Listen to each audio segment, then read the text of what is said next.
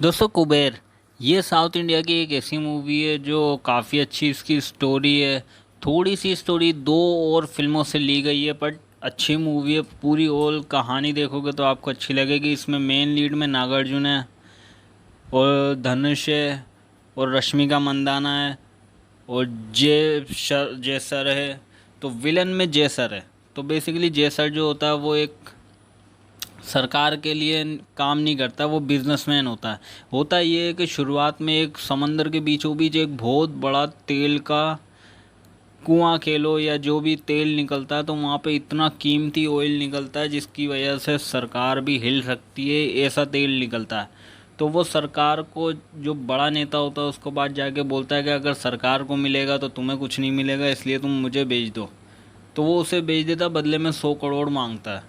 तो 100 करोड़ देने के लिए वो किस तरीके से देगा वो ये सोच रहा होता है। तब उसको याद आता है एक सीबीआई ऑफिसर होता है नागार्जुन, जो कि सस्पेंडेड होता है क्योंकि उस पर झूठा इल्ज़ाम लगा के उसको सरकार जेल में डाल देती है। फिर वो उसे वहाँ नागार्जुन को निकालता है जेल से। निकालने के बाद बोलता है कि तुम्हें मेरे ये 100 करोड़ का काम करना पड़ेगा। फिर वो बोलता है ठीक है, मैं एक काम करता हूँ, 100 करोड़ ब्लैक में देना है तो मैं एक काम करूँगा, भिखारियों को ढूंढता, 4 भिखारियों को ढूंढता, उनके नाम पे बेनामी ज़मीनें खरीदता, मतलब ज़मीनें नहीं, अकाउंट खरीदता, उन्हें सीईओ बनाता है। फिर उनका अकाउंट से पता नहीं क्या क्या करके उनके ये करने का प्लान बनाता है। फिर वो 4 भिखारी ढूंढता है। 3 तो मामूली होते हैं, लेकिन चौथा जो होता है वो धनुष होता है। तो धनुष जो होता है वो पढ़ा लिखा नहीं, उस चारों ही पढ़े लिखे नहीं होते क्योंकि भिखारी होते हैं। फिर उसे ये पूरी ट्रेनिंग देता है कि कैसे तुम्हें सीईओ बनना है, कैसे तुम्हें बात करनी है, ताकि तुम्हें कोई देख के पहचान ही नहीं पाए कि तुम भिखारी हो। सब कुछ सिखाता है। धनुष जो है नागार्जुन पे भरोसा करने लगता है, लेकिन फिर वो भरोसा तोड़ देता है। एक एक करके जो है सारे साइन वाइन करवा के, एक एक करके जब सारे साइन वाइन करने लग जाते हैं ना, तो धनुष जो है वो एंड में करता है।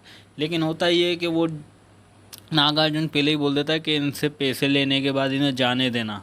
लेकिन वो लोग नागार्जुन को नहीं बताते कि इन्हें मारने का प्लान है। 3 को वो पहले ही मार चुके होते हैं, सॉरी 2 को वो पहले ही मार चुके होते हैं नागार्जुन को बिना बताए। लड़की के साथ वो रेप करने की कोशिश करता है गुंडा, तब वो नागार्जुन जो है उसको मारता है कि तुम ये सब नहीं करोगे। फिर नागार्जुन अपनी फैमिली को बचाने के लिए और खुद पे लगा हुआ झूठा इल्ज़ाम हटाने के लिए, मदद करने के लिए राज़ी हो जाता है। फिर वो ना धनुष जो है वहाँ से भाग जाता है। फिर उसे पता चल जाता है नागार्जुन इसके खिलाफ़ है, यानी कि इसके साथ नहीं है। फिर काफ़ी कुछ होता है। एक पुलिस वाले को भी नागार्जुन मार देता है क्योंकि खुद को बचाना होता है। फिर उसे गिल्ट ट्रिप होती है कि मुझे खुद को बचाना है। फिर रश्मिका मंदाना की भी एंट्री होती है ना, वो उससे मिलता है धनुष। फिर दोनों एक दूसरे को जो है जान पहचान करने लगते हैं। फिर उसे पता चलता है कि ये भिखारी है।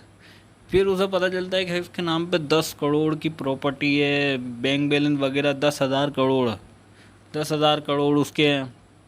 ये सब पता लगने के बाद वो सोचती है क्या करूं। फिर जो है नागार्जुन जो है उसका वो सब कुछ रियलाइज़ हो जाता है। फिर वो सारे सबूत उनके खिलाफ इकट्ठा करता है। फिर वो सोचता है इनकी मदद करेगा। फिर धनुष से भी हाथ मिला लेता है। फिर रश्मिका जो है वो भी इनके साथ हो जाती है। फिर ये सब जो उसके खिलाफ लड़ते हैं। तो अच्छी स्टोरी है। एंड में सबका भांड फोड़ देता है और सबको सच पता लग जाता है।